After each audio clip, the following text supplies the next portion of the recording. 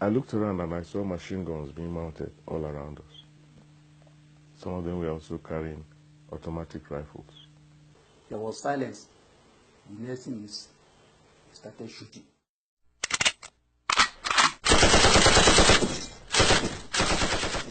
And my father was lying not too far from me. His eyes were open, but he was dead.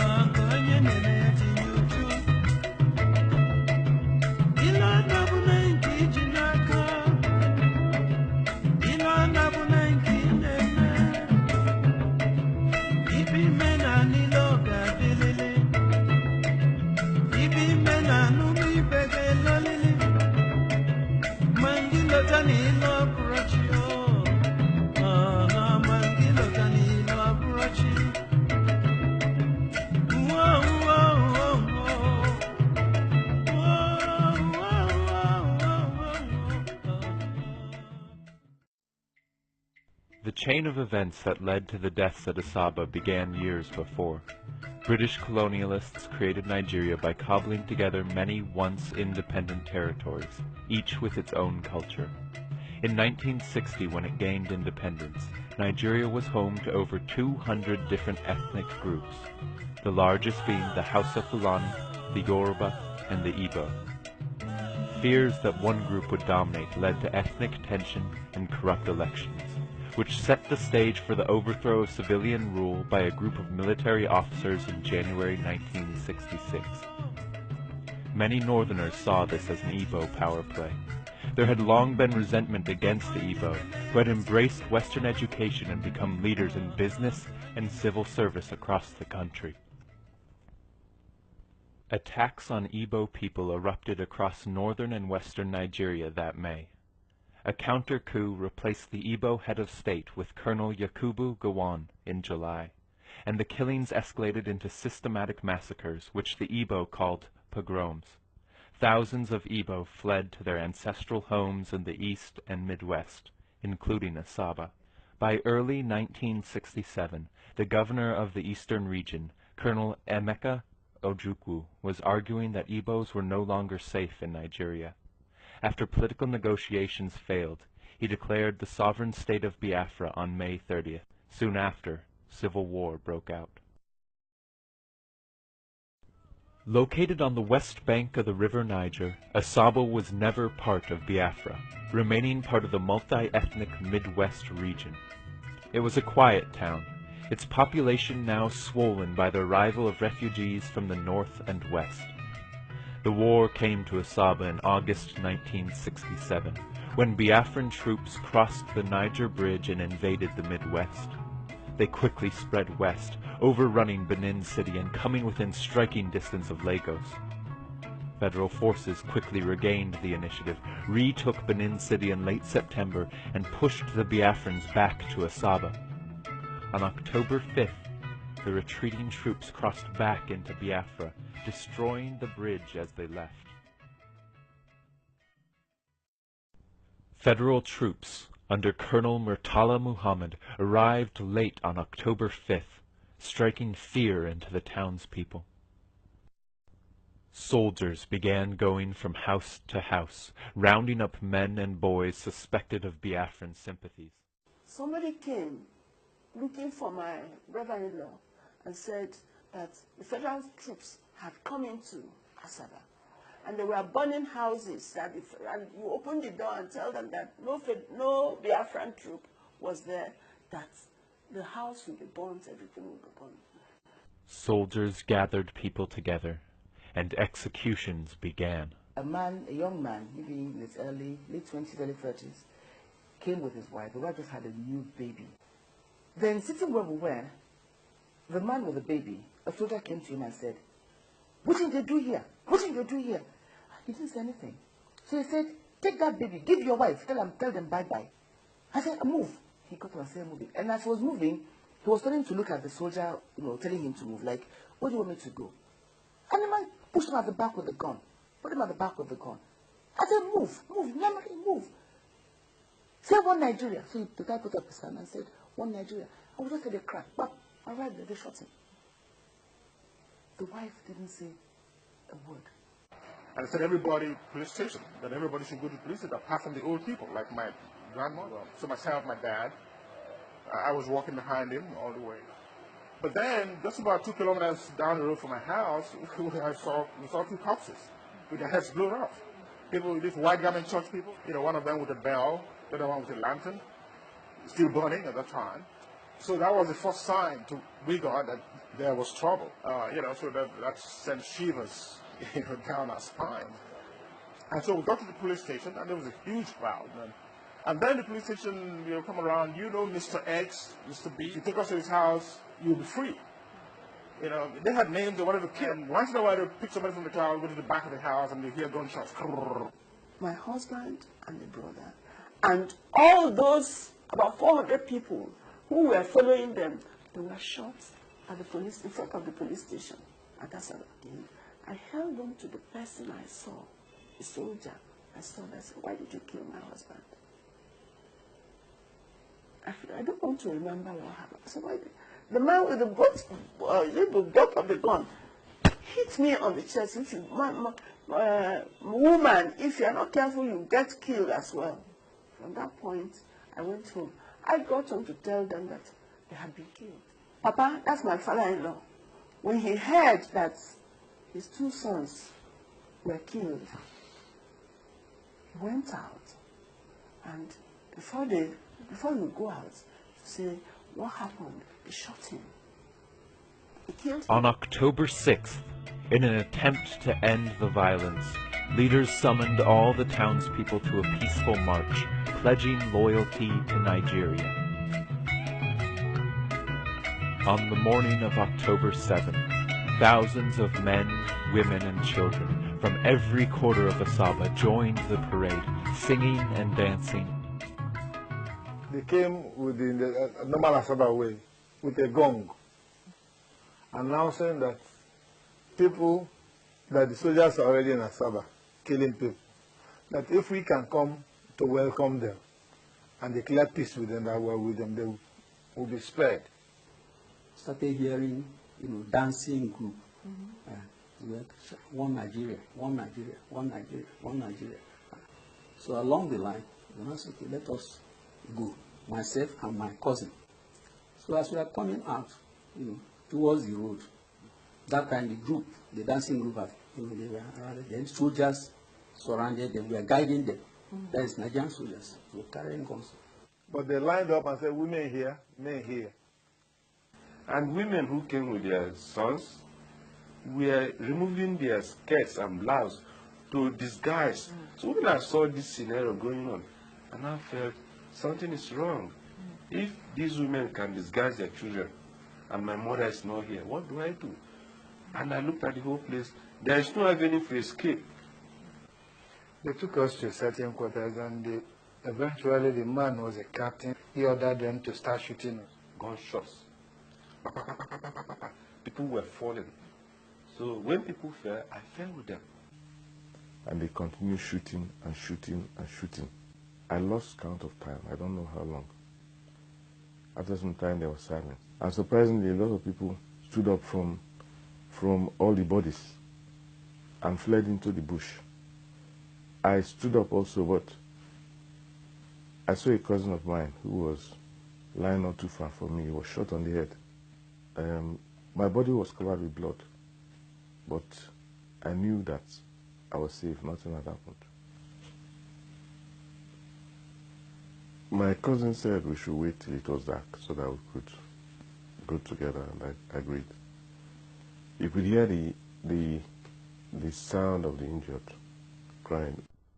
That evening, some women were able to retrieve the bodies of family members. Joseph Nwaje lost 2 brothers, aged 17 and 12. Mom in the evening was able to identify their corpses, took them in a wheelbarrow, pushed them to the family house, where they were buried. Never saw their corpses, never saw their body. But most were buried in mass graves, with no opportunity for required ceremonies. But I was so small, I could remember what I saw, lifeless bodies. My dad was among those people that buried the dead. He left the house with shovel, then this scent leaf, put it in his nostril. That we enabled them to stand the stench there. It was after when they have decayed, you know, smelling all over the place, that the people there gathered and then dug a common grave and they started putting them there. There are so many, I cannot remember, so many, so many.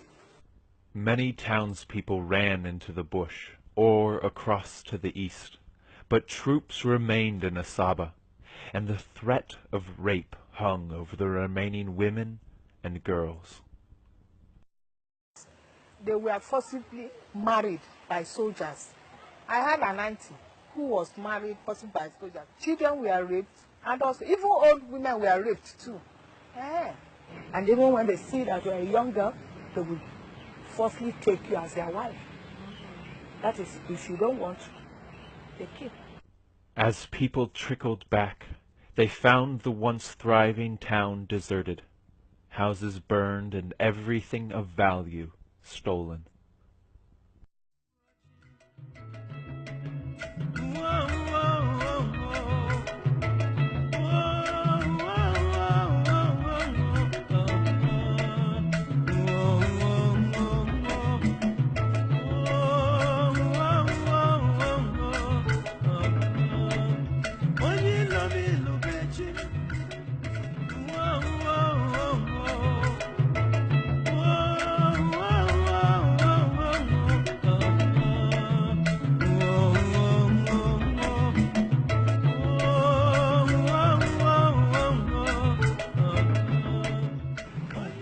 We have no home to enter, no house to enter.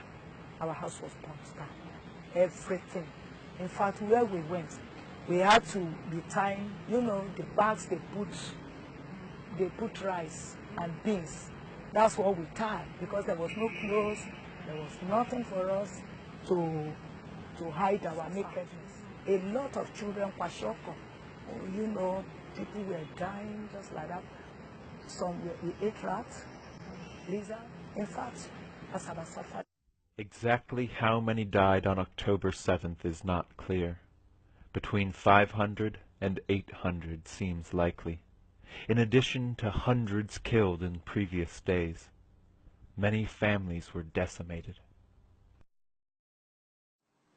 My immediate elder brother, the one following him, and one of my cousins, 3 of them were killed.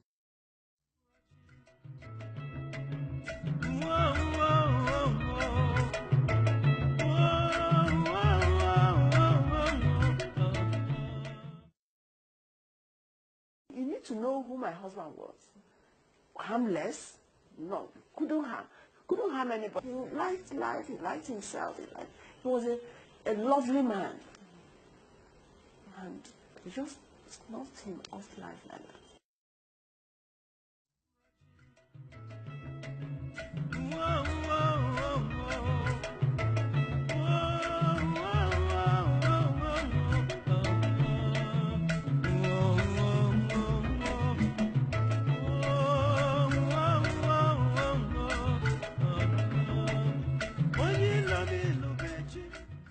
Was my favorite brother, and he was outstanding as a student.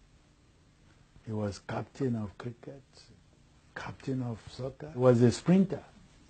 He was a sprinter, and he was in the Nigerian 4 by 100 meters relay team. So it was a great loss, to the family.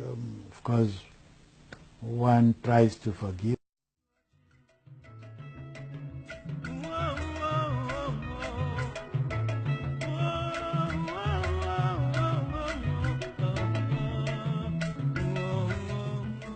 Leo Samuel Isiche, and he was a teacher, a darling father.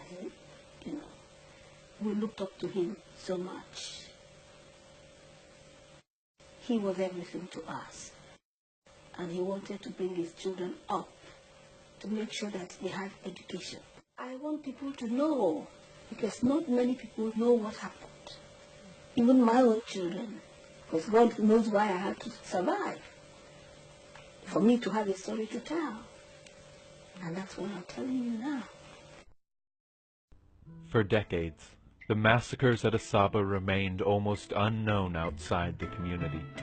In 1967, the Nigerian press was tightly controlled, and few foreign news reporters were on the ground. In the words of Nobel laureate Wole Soyinka, the Midwest Igbos had become the most vulnerable Nigerians. The war itself became internationally famous in 1968 after the federal government imposed a blockade, starving Biafra into submission in 1970. The silence began to lift in the mid-1990s, and some survivors testified to the 2001 Nigerian Human Rights Violations Investigation Commission, known as the Okuda Panel, which set the stage for more people to speak. It was for us the first opportunity that we're going to have to even air the matter, but the aim was really to begin something by way of a healing process. If you wrong somebody and the person has an opportunity to talk about it, and assuming you show an act, you show some contrition, you apologize, or you go some way into alleviating their pain and suffering, then the healing process can begin. 4 decades after the war, Asaba is a busy state capital looking to the future. Yet the scars remain. These are visible in the derelict buildings that remain unrestored and on the bodies of those who survived. And they are invisible, borne by Asabans who have kept the memory of the cruel deaths of their fathers, brothers, and uncles. The people of Asaba do not want retribution, only to tell their story, allowing the massacres to become part of Nigerian collective memory. After the war, the then head of state, the States General Government, said that the war was a war between brothers. No victor, no vanquished. Okay. But what happened in Asaba wasn't a war. There was no fighting going on in Asaba when the federal troops got there. No fighting whatsoever. Those that they killed were not soldiers. They just took them and lined them up and killed them. Even in the history books, in the military history books, there's no mention of it. It has got to be part of our history. Because if you don't have a history, you really cannot go ahead in life and go ahead properly. It's got to be part of our history. Nigeria is a mix of so many different people, different tribes, languages, religions, everything. I was born into this entity called Nigeria. I am proud, very, very proud, to be a Nigerian. But so also, I am very proud to be female. I am very proud to be an Igbo woman. I'm very, very proud to be an Asaba woman. This country belongs to all of us equally. Nobody should be made to pay any price that is way beyond that which is necessary to keep the country going. We paid more than a necessary price during the war. Thank you.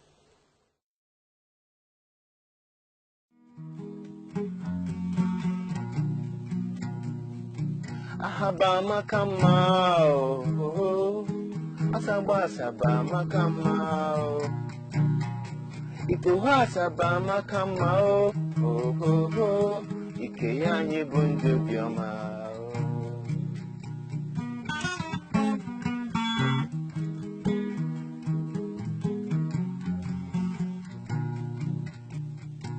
Ahaba makama oh oh oh oh. Asaba asaba makama oh. Iko asaba makama oh oh oh. Kuyanyi bunjo gama. Yeah oh yeah oh yeah. Oh yeah oh oh oh oh oh. Biano be kili kili kili kili oh yeah. Mana chuku asiko gozi anyo. Oh yeah, oh yeah, oh yeah. Oh yeah, oh oh oh oh oh oh oh oh. Kile kile kile kile kile oh yeah no. Mana chuku asiko gozi anyo. Ah bagoli be ni ndo bioma. No makaya libe ka chuku jiwe fu anyi lanya. Ebe chuku sinanya mafuzi ya no wanchi ozono. Songozi before you lie in no Haba makamao. Asaba babu nyamao. Asaba makamao. Ikurani bundu gama. Asaba makamao. Asaba makamao. Asaba makamao.